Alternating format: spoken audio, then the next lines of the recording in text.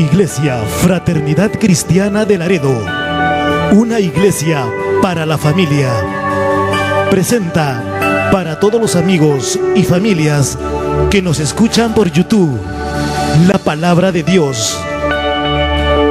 Te invitamos a nuestros servicios los jueves, montaña de oración a las 7 de la noche, y los domingos el culto de celebración, 6 de la tarde.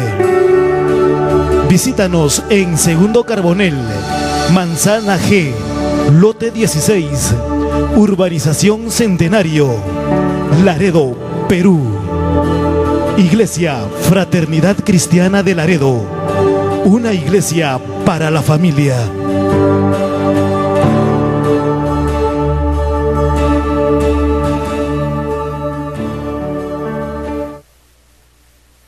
Buenas noches, iglesia. Amén. Vamos a abrir nuestras Biblias en esta noche. ¿Y cuántos están contentos de estar aquí en esta noche? Amén. Hemos alabado, hemos exaltado a Jesús, hemos estado en un momento maravilloso de poder alabar a Dios, hemos sentido su presencia. ¿Cuántos han sentido la presencia de Dios? Amén. Dios se siente la presencia de Dios cuando tenemos hambre, tenemos necesidad de Dios, y nuestra alma y nuestro espíritu está sediento de Dios. Dios sacia esa alma hambrienta. Pero cuando nosotros venimos conformes, apáticos, Dios no tiene nada que ofrecernos. Amén. Aquellos que tienen sed y hambre de Dios, ellos serán saciados, dice. Ahí está la palabra. Doy la bienvenida a aquellos que nos visitan. Tenemos aquí también una joven que estuvo con nosotros en la clase de adolescentes, Brigitte. Buenas noches también a todos los que están aquí, los que están, a nuestra hermana Marcela, nuestra hermana Nati de cariño, y todos los que están aquí. Está Cielito también, ya está durmiendo, pero ella está acá. Ella dice, mi alma vela, pero su espíritu está atento. Entonces, hermano, yo quiero que en esta noche abramos nuestras Biblias en Mateo capítulo 7, verso 21 al 23, y voy a leer solamente 3 versos. Amén. 3 versos de las Escrituras, y yo quiero que cada uno de ustedes esté atento a lo que el Señor a través de su palabra nos va a hablar en esta noche. ¿Cuántos creen que Dios nos va a hablar en esta noche? Amén. Entonces vamos a abrir la Biblia y Dios nos va a hablar ahí. Y dice de esa manera, si lo tenemos, nos podemos poner de pie por última vez y ya después sentarse cómodamente. No todo el que me dice, escuchen bien, no todo el que me dice Señor, Señor, entrará en el reino de los cielos, sino el que hace la voluntad de mi Padre que está en los cielos.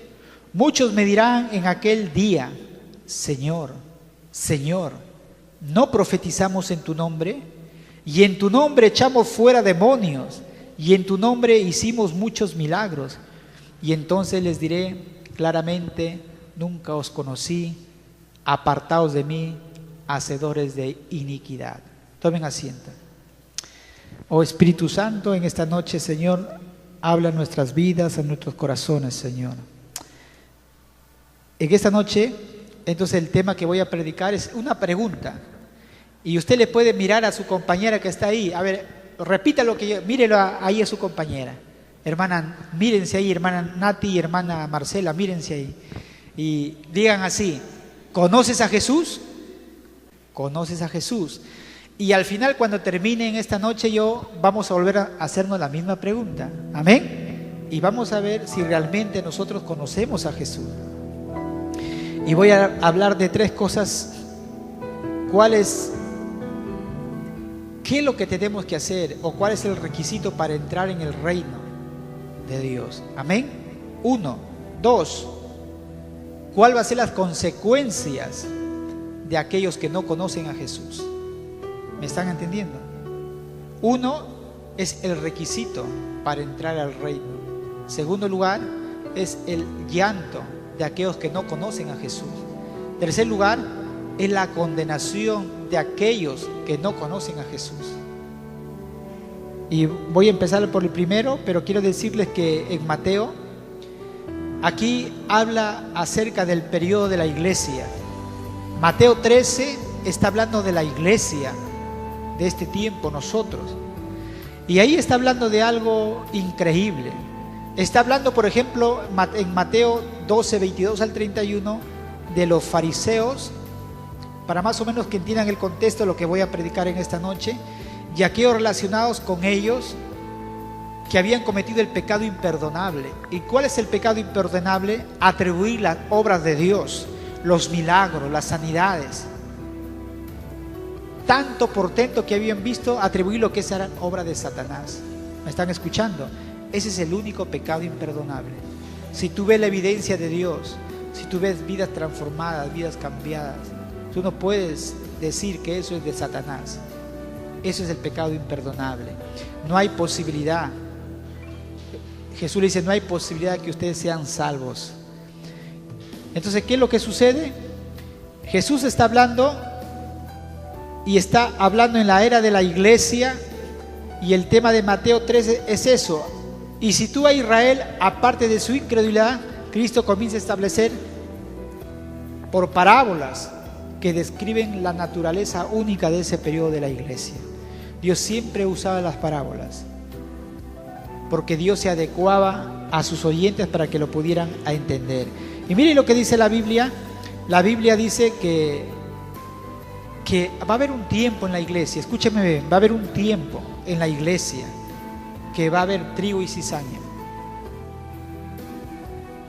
También ahí va a haber creyentes verdaderos y creyentes falsos que están mezclados.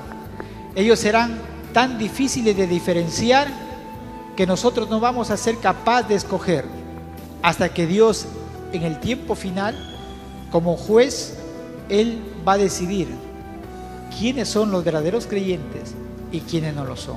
Jesús plantea también diferentes dimensiones de la iglesia y la ilustración de la semilla de mostaza. ¿Cuántos han escuchado la ilustración o la parábola de la semilla de mostaza?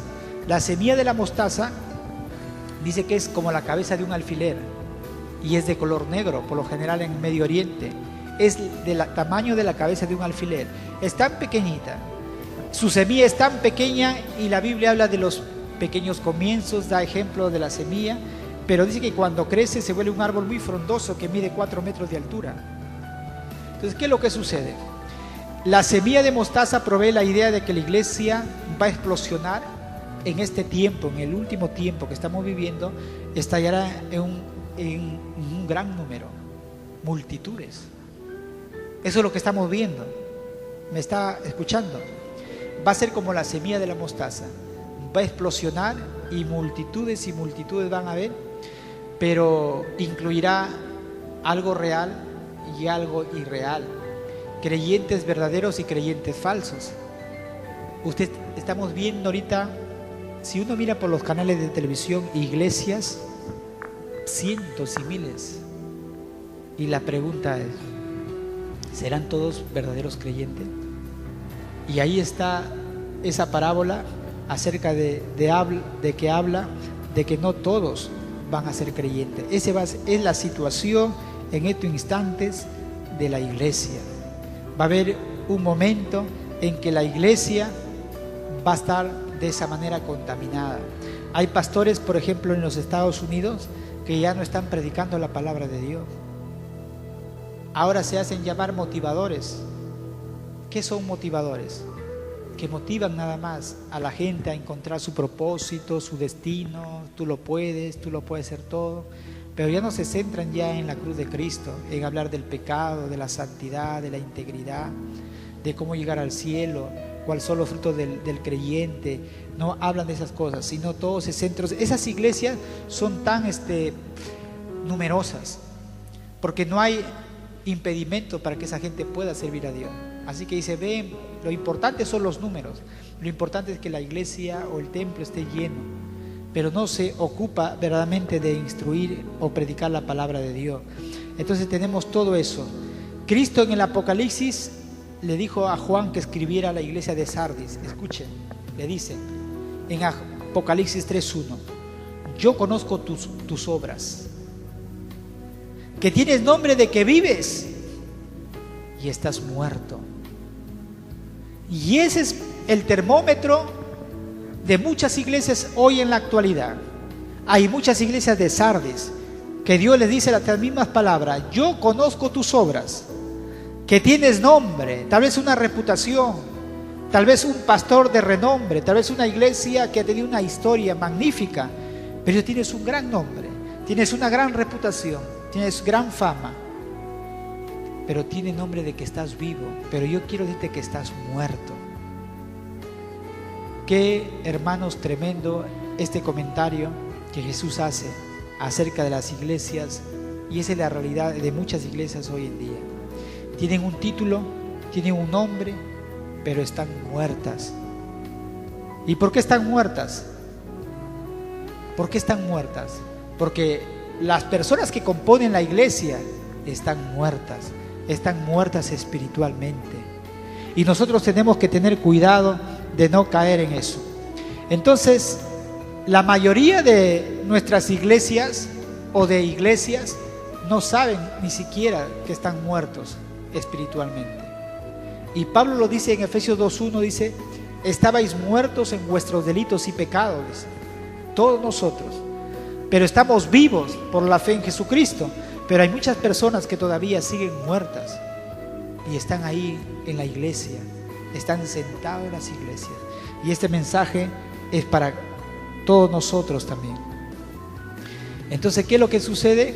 Nuestro texto es una advertencia de los que piensan que están trabajando en la iglesia, de que creen que ya su salvación es segura, de que creen de que están haciendo algo por la iglesia, de que porque vienen a la iglesia escuchan o están involucrados en algo, o a lo menos vienen los domingos o vienen entre semana, dicen: bueno, ya a lo menos yo creo que ya voy a ser salvo.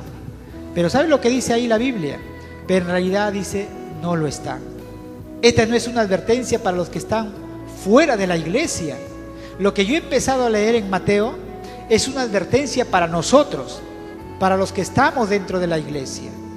Y es una advertencia para nosotros que estamos involucrados en la iglesia, asegurados de que si somos auténticos o no somos auténticos. Eso es lo que yo quiero en esta noche que nosotros podamos entender. Amén. ¿Están entendiendo?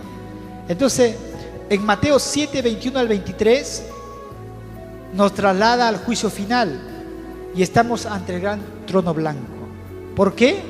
Porque dice: viendo a algunos de los que están cara a cara con Cristo en aquel tiempo, ellos le dicen de esta manera: Señor, Señor, aquí estamos nosotros, somos aquellos los que eran religiosos. Aquellos que dicen Señor, Señor, son aquellos que eran religiosos. Y la Biblia le llama a este día el día de juicio y la perdición de los hombres impíos. En 2 de Pedro 3:7, la frase hombres impíos podría parecer dura en vista de que eran personas religiosas. Y yo creo que, hermanos, hay en la iglesia muchas personas religiosas. ¿Y qué es la religiosidad? Vamos a continuar más adelante lo que yo voy a hablar, pero yo quiero empezar en el requisito para aquellos que van a entrar en el reino de Dios. Jesucristo dice de esta manera: no todo aquel que me dice Señor, Señor, entrará en el reino de los cielos, sino el que hace la voluntad de mi Padre que está en los cielos. Mateo 7:21. Aquí tenemos una condición para entrar en el reino. ¿Cómo entra un hombre? ¿Cómo entra una mujer en el reino de Dios? ¿Cómo puede estar en una relación íntima, vital con Dios? Dice la Biblia: no es aquel que dice Señor, Señor. No es aquel que le dice Señor, Señor, sino los que hacen la voluntad de Dios. Hay una gran diferencia entre decir Señor Jesús, yo te amo, y en hacer la voluntad de Dios. ¿Me están entendiendo? Son cosas diferentes. ¿Qué más? Dice, aquí en la Biblia también hay, en Mateo 25, 1 al 13, hay una historia muy interesante de 10 vírgenes e invitadas a una fiesta. Muchos lo hemos escuchado. Entonces, ¿qué dice? 5 de ellas, dice, vinieron y de antemano se habían preparado al traer el aceite y ponerlo en sus lámparas. 5 vírgenes. Las otras 5, dice la Biblia, que fueron insensatas y no prepararon nada. Ahora, yo quiero decirles que en Mateo 25:11 dice que la puerta se cierra y las 5 que quedan fuera dicen de esta manera: Señor, Señor, ábrenos. Pero el Señor de la fiesta responde: de cierto os digo que no los conozco. Son las mismas palabras que yo he empezado leyendo: Señor, Señor. A todas las vírgenes, a las 10 se les invitó a la fiesta, a todas. ¿Y sabe lo que sucede? Ellas habían oído, en otras palabras, el Evangelio, en un sentido figurado. ¿Sí me están entendiendo? A las 10 se les había invitado a la fiesta. Y es así como que a todas estas 10 habían escuchado el Evangelio. Habían escuchado la invitación: vengan a la fiesta. Esta es una ilustración del llamado de Dios al mundo. El Evangelio es predicado a todas criaturas. Y dice que ellas se prepararon en la medida en que dispusieron sus lámparas. Ellas, hasta que vestían las ropas apropiadas, estaban vestidas para la fiesta. Incluso llegaron a la casa de la cita, tenían la ropa adecuada, llegaron a la dirección, llegaron a la casa, sin embargo no consiguieron entrar. Su llanto es similar a Mateo 7:21, cuando dice: Señor, Señor, ábrenos. Pero él afirma que no es para los que dicen Señor, Señor, sino para los que hacen la voluntad de Él. Amén. Esa es la realidad que cada uno de nosotros debemos tener presente. Tenemos que hacer la voluntad de Dios. Es una advertencia al final de esta parábola en 25:13 que dice: velad pues, porque no sabéis ni el día ni la hora. ¿Cuántos estamos preparados, queridos hermanos?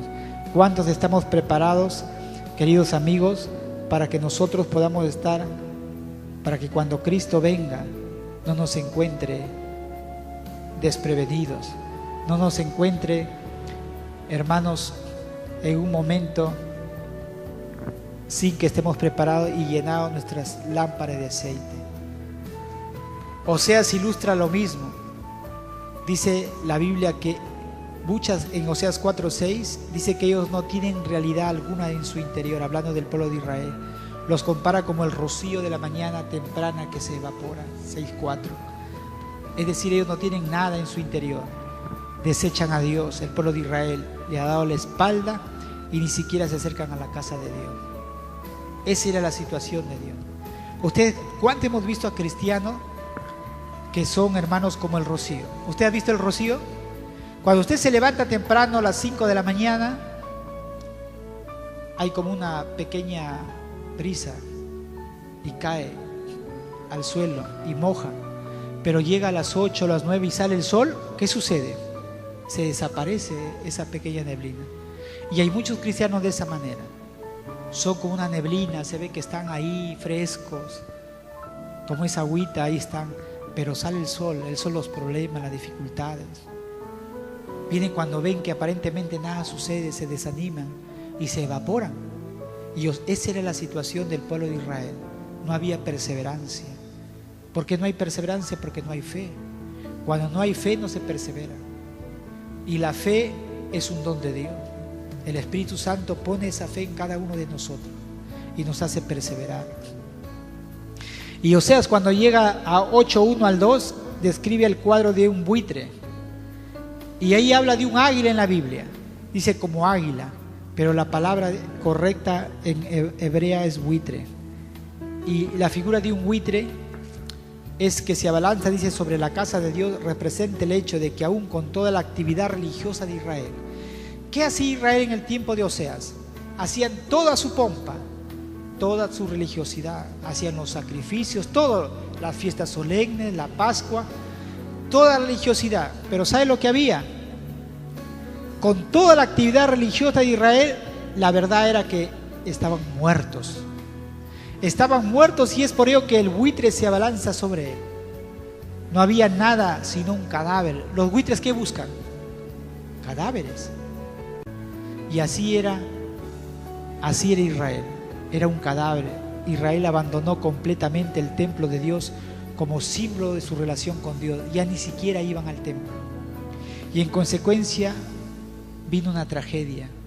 Entonces el cuadro de un buitre que vuela testificando el hecho de que el juicio se acerca. Oseas entonces profetiza que Israel será aplastado a causa de su abandono a Dios. ¿Qué es lo que sucede cuando nosotros le damos la espalda a Dios? Nada nos puede salir bien. Nada puede salir bien. Y ahí está, de la misma manera que en Mateo 7:21 dicen: Señor, Señor, somos nosotros. ¿Qué quiere decir con juzgarnos? Y te conocemos, somos nosotros, nuestro Dios. Ellos claman: somos nosotros. Y Dios no los conoce. Esa generación en particular había desechado a Dios y había seguido sus propios deseos. Entonces, ¿qué quiere decir? Un requisito, hermanos, para entrar al reino de Dios es ser obediente a Dios, ser obediente a su palabra. La profesión, queridos hermanos, queridos amigos, la profesión de labios no es suficiente, no es válida. No es decir: Señor, yo te amo, yo te sirvo. No es suficiente. Dios dijo en una oportunidad: este pueblo de labios me honra, mas su corazón está lejos de mí. Y ahí está, tiene que haber obediencia. Y esta expresión, Señor, Señor, hermanos, estas personas se sorprenden, se impactan. Quiere decir que ni siquiera vamos a entrar, decían a ellos. Entonces recordemos lo que Jesucristo dice en Lucas 6:46: ¿por qué me llamas Señor, Señor, y no hacéis lo que yo os digo? ¿Por qué le dice Señor, Señor? Dios nos dice a nosotros: ¿por qué me dices Señor, Señor, si no haces lo que yo te digo? Y eso da, hermanos, para aquellas personas que cuando recurren a un consejo a los pastores, dice: pastor, yo voy a hacer esto, pastora, y uno les da un consejo: tienen que hacer esto, esto, esto, y a veces no obedece. Yo creo que se puede aplicar esta palabra. Muchas veces, hermanos, todas las cosas que a otros nos suceden es porque nosotros no obedecemos a la palabra de Dios. No obedecemos. Por eso dice en el Salmos 1, dice que el varón, dice que bienaventurado el varón, dice, lo compara como un árbol plantado junto a corrientes de agua, cuya hoja no cae y no se seca. Aquel que está fundamentado en la palabra, aquel que, hermanos, está fundamentado en la obediencia a Dios. El Salmo 1, bienaventuranzas de aquel que es obediente, del justo. Así pues Jesús, hermanos, nos habla a nosotros. Dice: hay muchos que me llaman maestro, mas no me obedecen. Y hay un dicho en la catedral, en una catedral de Lübeck en Alemania, y muchos lo hemos escuchado. Dice así pues habló Jesús nuestro Señor a nosotros: vosotros me llamáis maestro, mas no me obedecéis. Vosotros me llamáis luz, mas no me veis. Vosotros me llamáis camino, mas no me transitáis. Vosotros me llamáis vida, mas no me deseáis. Vosotros me llamáis sabio, mas no me seguís. Vosotros me llamáis bueno, mas no me amáis. Vosotros me llamáis rico, mas no me pedís. Vosotros me llamáis eterno, mas no me buscáis. Vosotros me llamáis misericordioso, mas no confiáis en mí. Vosotros me llamáis noble, mas no me servís. Vosotros me llamáis poderoso, mas no me honráis. Vosotros me llamáis justo, mas no me teméis. Si os condeno, no me culpen. Amén. Eso es lo que nosotros muchas veces hacemos. Solamente hablamos de Jesús como un maestro histórico, como un padre bueno, lleno de misericordia, pero no lo obedecemos. Y solamente se queda ahí en la teoría, solamente se queda ahí en profesar, en confesar con nuestros labios, mas no es una realidad en nuestras vidas. Y muchas veces, hermanos, yo he visto a personas que le cantan a Dios con todo su corazón, podríamos decir, pero después los vemos, hermanos, que la manera en cómo adoran, sus palabras, muchas veces no está de acuerdo con sus hechos. Porque le podemos decir, Señor, yo te adoro, pero muchas veces no son obedientes. Si usted pone, hermanos, un concierto de alabanza y adoración, se llena. Pero mucha gente más le gusta estar en ese ambiente de emoción. La emoción es importante, porque con la emoción también podemos adorar a Dios, pero no es suficiente la emoción. La emoción pasa, es pasajera. Por eso Dios dice que anda buscando adoradores en espíritu y en verdad. Si no hubiera dicho, yo ando buscando adoradores que me amen con emoción, pero no es suficiente para adorar a Dios, sino tiene que ser con espíritu, en espíritu y en verdad. Y ahí estamos, la voluntad de Dios. Jesús dijo, esa es la voluntad de Dios. Jesús dijo, yo soy el camino y la verdad y la vida. Nadie viene al Padre sino por mí. Juan 14:6. Esa es la voluntad de Dios. Seguirle a Jesús. Y la verdad, ya que es la verdad y la vida, y nadie viene al Padre sino por mí. Usted no entrará al reino por medio de la sinceridad. Usted no va a entrar al reino de los cielos por medio de la religiosidad, por medio de la reformación, por medio de ser bondadoso, por medio de servicio en la iglesia. Si usted no ha rendido su vida a Cristo, si no tiene una relación con Jesús, usted no va a entrar. Pablo lo dijo de otra manera: si yo doy mi cuerpo para ser quemado y repartiera todos mis bienes a los pobres, de nada me sirve. Tenemos que tener una relación de amor, de intimidad con Jesús. Y tenemos que entender, hermanos, tenemos que solo por medio de la confianza y la fe personal en Cristo Jesús es que nosotros podemos entrar al reino de los cielos. Amén. Al reino de los cielos. Ahora vamos a ver acerca del llanto de aquellos que no conocen a Jesús. En el verso 22 dice: muchos me dirán en aquel día, Señor, Señor, ¿no profetizamos en tu nombre? Y en tu nombre echamos fuera demonios y en tu nombre hicimos muchos milagros. Había llanto.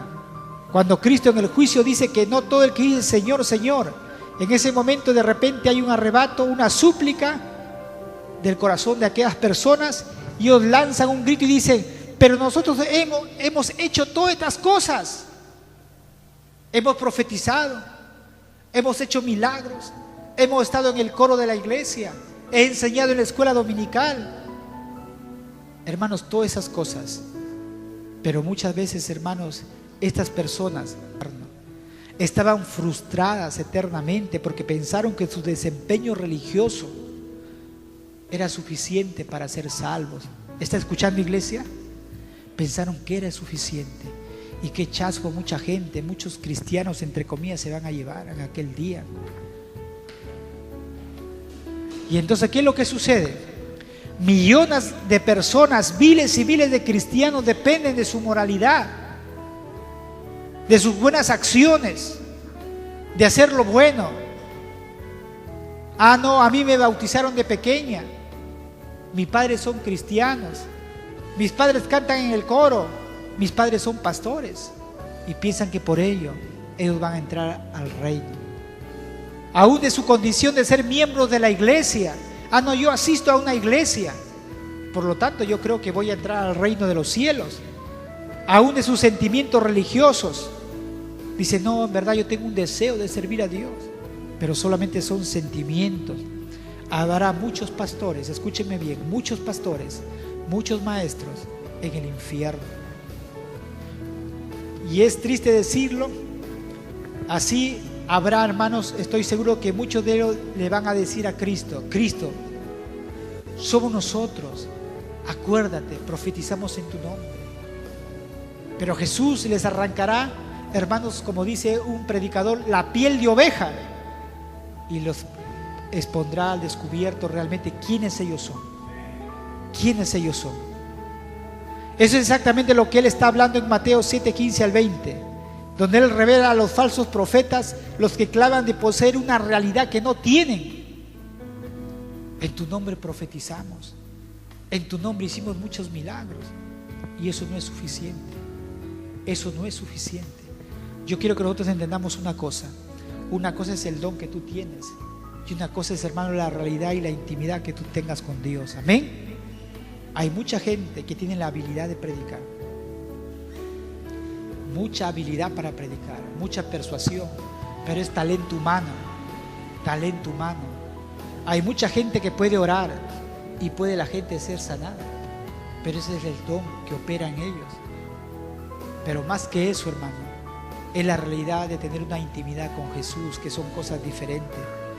Yo quiero decirles, hermanos, que en Lucas 13, dice que en Lucas 13, del 25 al 30, Jesús añade algo. Dice: después que el padre de familia se haya levantado y cerrado la puerta, y estando fuera, empecéis a llamar a la puerta diciendo: Señor, Señor, ábrenos. Él respondiendo os dirá: no sé de dónde sois. Entonces comenzaréis a decir delante de ti: hemos comido y bebido, y en nuestras plazas enseñaste. Pero os dirá: os digo que no sé de dónde sois, apartaos de mí todos vosotros, hacedores de maldad. Y ahí será el llanto y el crujir de dientes cuando veáis a Abraham, a Isaac, a Jacob y a todos los profetas en el reino de Dios, y vosotros estéis excluidos. Porque vendrán del oriente y del occidente, del norte y del sur, y se sentarán a la mesa en el reino de Dios. He aquí, hay postreros que serán primeros y primeros que serán postreros. Esa es la realidad. Hay muchos que se van a engañar. ¿Qué cuadro, hermanos, que acá la Biblia nos pinta? De los que serán arrojados fuera, porque todo lo que tuvieron fue el nombre de Cristo. Solamente tuvieron un membrete de cristianos. Solamente tuvieron la apariencia de ser cristianos, porque iban a la iglesia, porque cantaban, porque se sabían algunos versos de la Biblia. Pero yo quiero decirte en esta noche que eso no es suficiente. Eso no es suficiente. Y muchos dirán: pero pastor, entonces venir a la iglesia está de más. Pastor, saber la Biblia está de más.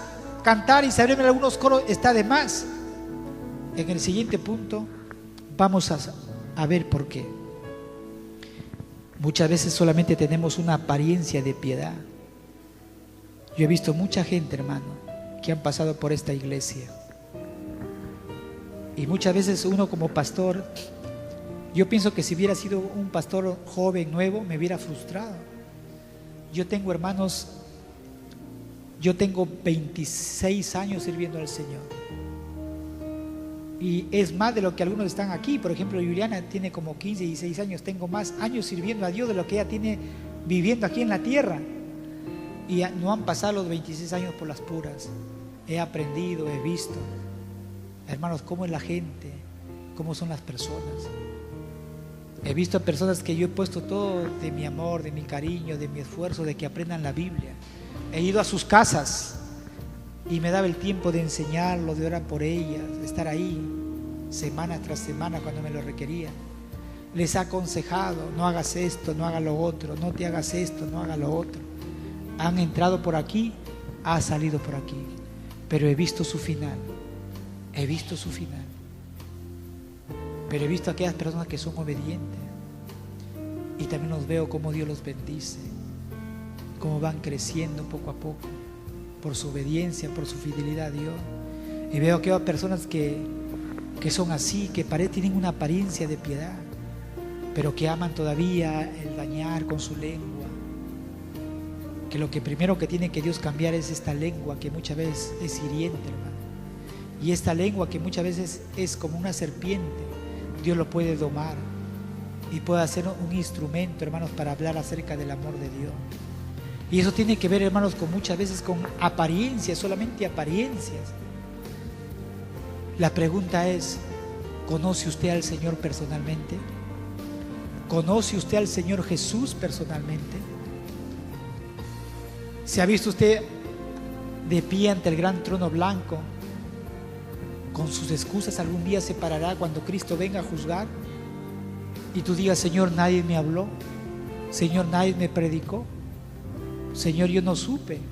Ya no habrá excusa ya. Todo está desnudo delante de la presencia de Dios. Todo está escrito. Dios lo pasará tal vez como una película toda tu vida, desde pequeña, desde que naciste, las oportunidades que tuviste de escuchar el Evangelio, las oportunidades que el pastor estuvo contigo, oró, te visitó, estuvo contigo, las oportunidades que tú te rendiste a Dios un momento, la oportunidad que tú te volviste vuelta atrás. ¿A quién echarás la culpa? ¿A quién dirás? Como mucha gente dice, el pastor no me visitó, el pastor no estuvo conmigo, no me visitaron, me hicieron. Son excusas, son excusas. Yo, así como ustedes, hermanos, haciendo un paréntesis, yo soy humano como ustedes.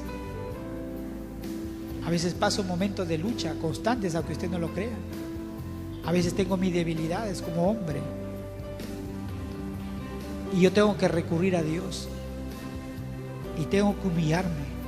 Y he encontrado algo, que cuando nosotros nos encontramos débiles ante un pecado que tú sabes que vas a claudicar, pero cuando tú reconoces y lo llevas a Dios y lloras delante de Dios, Señor, ayúdame, yo no puedo vencer esta tentación, sea que tú seas joven.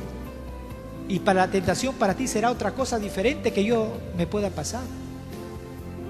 Pero tú lo llevas al Señor, Señor, ayúdame, no puedo, es mucho para mí. Yo he encontrado, hermanos, que solamente en la presencia de Dios, en esa intimidad, es que tú puedes vencer tus tentaciones. Las tentaciones más fuertes, más duras, ahí, en la presencia de Dios. Y yo quiero decirte también que delante del gran trono blanco, ¿qué significa ser nacido de nuevo? Significa, hermanos, recibir a Jesucristo y creer que Dios le hace a usted una nueva creación y hacer nacer eternamente dentro de su familia. Los que estamos aquí estamos dentro de una familia. Tenemos una familia carnal, pero esta es una familia en Cristo y tú tienes que nacer de nuevo. Y, hermano, lo importante es que en el Evangelio tenemos otra oportunidad. Todos tus errores, todo tu pasado queda borrado. Hay un nuevo inicio con Dios. En la Biblia habla de Nicodemo. Él vino a Cristo. Él vino de noche porque era un maestro que tenía mucha reputación. Era conocido como un excelente maestro. Y así que venir a Jesús, que no había estudiado, que no había pisado ni un seminario, ni un instituto, no tenía una buena reputación, era un rabí, un desconocido, que él lo vaya a hablar acerca de las cosas de Dios, para él algo en verdad que era humillante. Pero Nicodemo vino a Cristo, pero tenía una necesidad. Este gran maestro de Israel vino a Cristo y él tenía mucho de qué vanagloriarse. Nicodemo, él era un hombre religioso, como muchos cristianos. Ay, que a mí me han dicho que si yo me pongo pantalón, me voy al infierno. Si yo me pongo un arete, me voy al infierno. Religiosidad pura. Pura religiosidad. Y eso es, hermano, lo que Satanás siembra dentro de las iglesias. Pura religiosidad. Puro obras, hacer. Si yo no hago esto, Dios se va a enojar conmigo. Si yo hago lo otro, Dios se va a enojar conmigo. Muchas veces nosotros creemos que ser espiritual es imposible de ser, pero no es imposible. Los grandes hombres de la Biblia no fueron hombres perfectos. David cayó en pecado. Salomón, Abraham tuvo un hijo fuera del hogar. Pablo, Pedro le negó a Jesús. Pablo perdió, hermanos, y lo echó a Lucas. Fue duro con él. Hombres con errores, hombres con virtudes, pero con errores. Y nosotros sí podemos ser espirituales con la ayuda de Dios. Amén. Yo no tengo que medirme con ellos porque todos somos diferentes, pero podemos ser hombres, hermanos, espirituales. Nicodemo vino así y, hermanos, él era religioso. Cristo le había dicho a Nicodemo, yo creo que él pensó, Nicodemo, que Jesús le iba a decir, oye, Nicodemo, tú eres un gran tipo, tú has llegado muy lejos, eres un hombre muy intelectual, has tenido una vida fantástica, has enseñado a mucha gente, y todo lo que necesitas, tal vez lo hubiera dicho, necesitas solamente un poquitito, te voy a ayudar para que entres al reino de los cielos. Jesús no lo dijo eso. Jesús no apeló a su ego. Él le dijo, Jesús le dice, Nicodemo, todo lo que has hecho es obrar con religiosidad. Y le dice, Ahora olvídalo todo.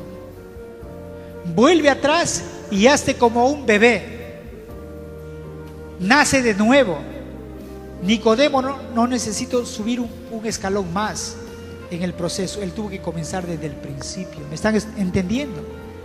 Nicodemo, tú tienes que nacer de nuevo. Tú tienes que empezar desde el inicio. Yo me acuerdo que yo tenía la oportunidad de poder estudiar en un seminario. Muy pocas personas tienen la oportunidad de poder prepararse en un seminario teológico. Pero cuando yo me acuerdo con mi esposa fuimos a una iglesia para aprender, hemos pasado por mucho, en verdad, aprendizaje. Y hemos aprendido, al menos yo he aprendido que no son los métodos, que no son lo que ciertos grupos hacen para que puedan lograr un crecimiento.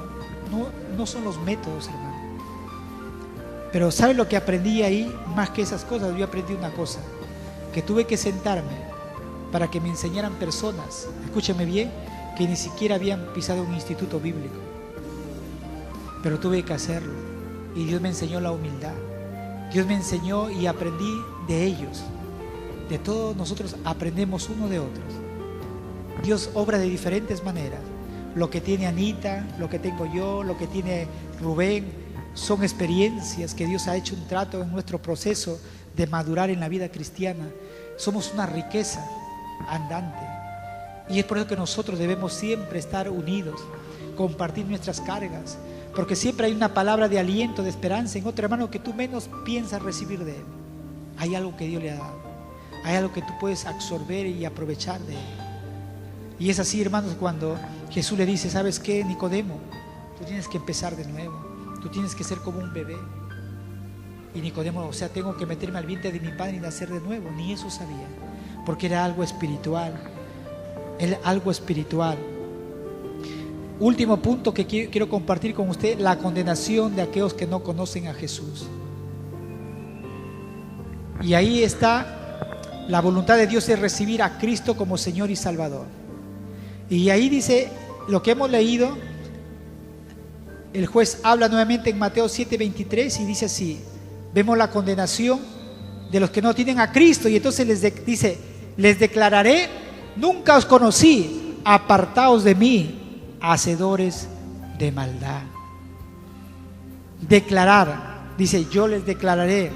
Es una palabra que en griego significa homología, significa proclamar abiertamente. Aquí Cristo proclama abiertamente que Él no los conoce.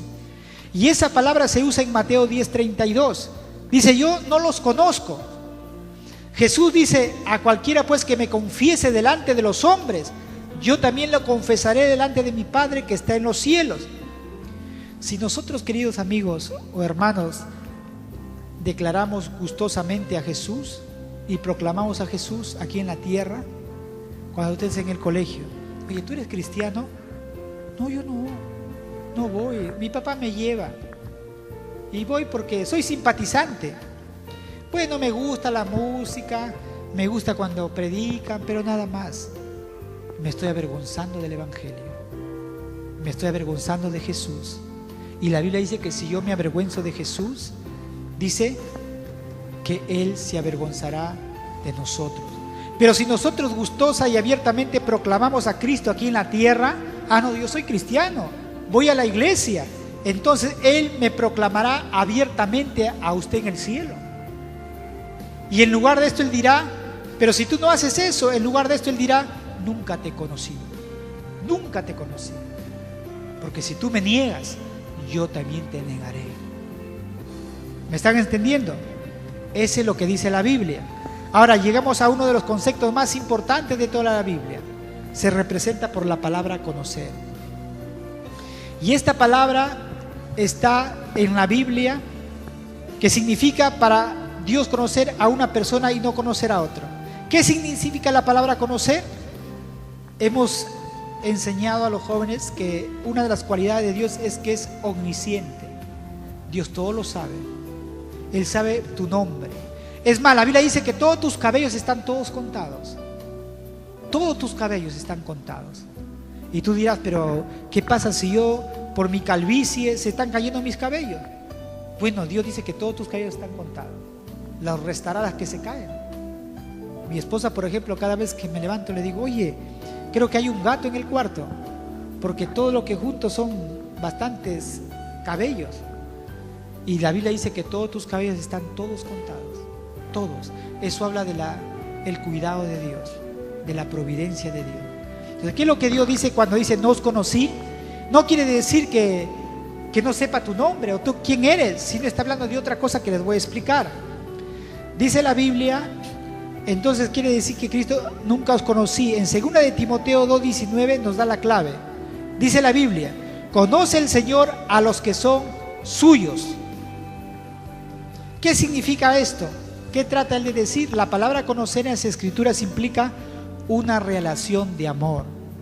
La palabra conocer significa una relación de amor. En Amós 3:2 nos dice, a vosotros, hablando a Israel, solamente he conocido. ¿Qué quiere decir? A ustedes, Israel, solamente he amado. ¿Amén? ¿Están entendiendo? Ahora pues, ¿es Israel la única nación de la cual Dios tiene conocimiento? No, había los amorreos, los jebuseos, los filisteos, pero está hablando de una relación de amor. A ustedes solamente yo he conocido, a ustedes solamente yo he amado. Y Él conoce a cada nación. Él estaba diciendo, yo tengo una relación íntima con Israel, yo tengo una relación de amor con Israel. En el Antiguo Testamento se refiere al concepto de un hombre y una mujer que se conocen. Y vamos en Génesis 4:17, dice así, y conoció Caín a su mujer. ¿Qué significa eso? En Génesis 4:17, y conoció Caín a su mujer.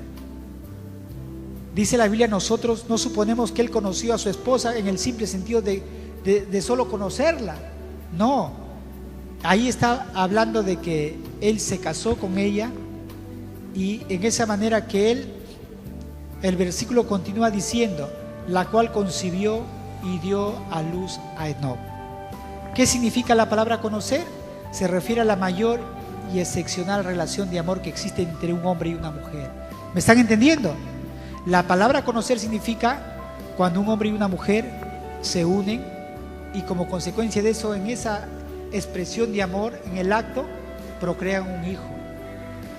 Eso significa. La Biblia también dice, y Adán conoció a su mujer, a Eva, y tuvieron sus hijos. Ahora, ¿están entendiendo qué significa conocer?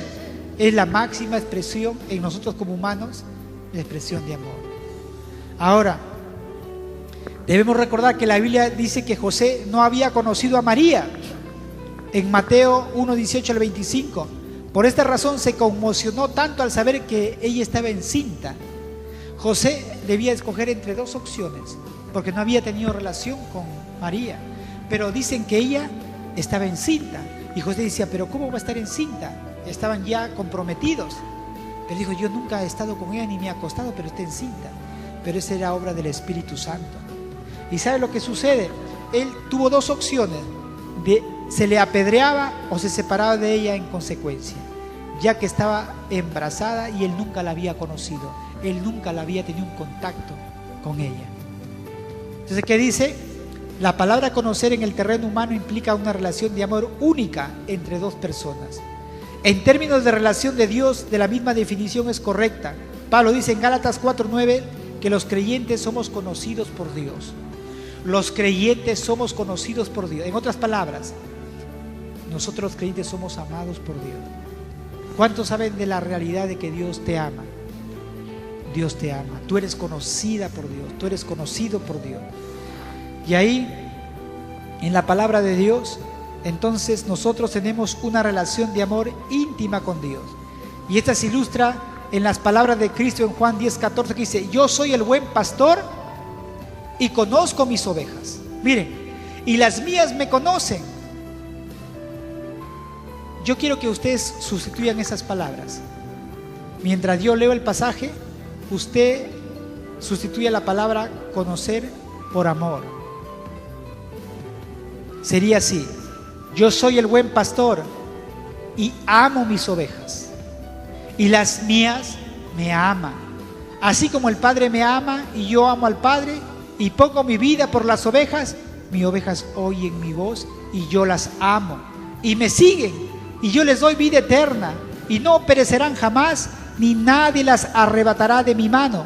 Mi Padre que me las dio es mayor que todos, y nadie me las puede arrebatar de mi mano, de mi Padre. Yo y el Padre uno somos. Cuando Dios dice, yo conozco mis ovejas, cuando Cristo te dice, yo te conozco, quiere decir que usted y yo tenemos una relación de amor profunda, íntima con ellos. ¿Están entendiendo? Qué maravilloso, hermano. Es una relación de amor con Dios. Pero aquí, para terminar, habla del cuadro final del juicio, habla de una trágica descripción de tristeza. Los incrédulos de todos los tiempos son llevados ante el gran trono. Y hay una descripción de tristeza a los incrédulos. Jesucristo reitera la condición para la entrada al reino: hacer la voluntad de Dios. Ellos claman, los que quedan apartados, pero en tu nombre hemos hecho todas estas obras. Pero el juez habla finalmente y dice, a ustedes los condeno porque nunca tuvimos una relación de amor. ¿Está entendiendo, iglesia? Entonces, ¿por qué los condena? Porque nunca tuvieron una relación de amor. Y recalco, hermano, no basta con saber el nombre de Jesús, no basta con invocarlo, no basta con saber y venir al culto, no basta con involucrarnos en ciertas actividades aquí en la iglesia o hacer varias cosas para Dios, sino tener una relación íntima, una relación de amor con Dios. El cristianismo no es una formalidad, hermanos. El cristianismo no es una religión, es una relación de amor personal con Jesucristo. Amén. Es una relación personal con Jesucristo. Y eso yo te puedo decir, hermanos. Es una relación personal con Jesús. Yo quiero que cada uno de ustedes tengan esa relación personal, hermanos. Y hago esta pregunta: ¿conoce usted a Jesús? Ahora sí entiende la pregunta, ¿no? ¿Ama usted? ¿Usted tiene una relación profunda de amor con Jesús? Y voy a terminar con una ilustración. Dice que había un actor en una sala de teatro, un actor muy popular, y en ese momento este actor le pidieron recitar algo para el público, y él se levantó y, siendo amable con su público, dice: voy a recitar lo que ustedes me pidan. Al principio nadie hizo una sugerencia alguna, pero había un anciano predicador ahí en ese teatro, que por casualidad estaba ahí al final de la sala. Se levantó y dijo: me gustaría escucharle recitar el Salmo 23. Pues bien, el actor se sorprendió un poco, pero bueno, como él lo había manifestado de que su disposición de recitar algo que le pidiera, aceptó lo que el hombre le sugirió, y él conocía ese salmo, así que dijo que lo recitaría y repitió el Salmo 23 con perfecta elocuencia, con mucha dicción, con una interpretación excelente. Su dicción fue estupenda. Cuando terminó, toda la audiencia estalló en una ovación. Todos comenzaron a aplaudir. Bravo, bravo, bravo. Y en ese momento el actor quiso como que desquitarse del anciano que le había dicho que recitara el Salmo 23. Y entonces le dijo: bueno, señor, ahora me gustaría oírlo a usted recitarla, al anciano predicador. Y el anciano no se hizo de rogar, sino que por su amor a Cristo se levantó y repitió el Salmo 23. Su voz se quebró, se entrecortó, y no fue muy hermosa su voz. La interpretación tampoco fue nada buena. Cuando terminó no hubo aplausos, pero no quedó nadie que no llorara en la sala. El actor, percibiendo su propia emoción, se puso de pie, el actor, y dijo: señoras y señores, yo llegué a sus ojos, yo llegué a sus oídos,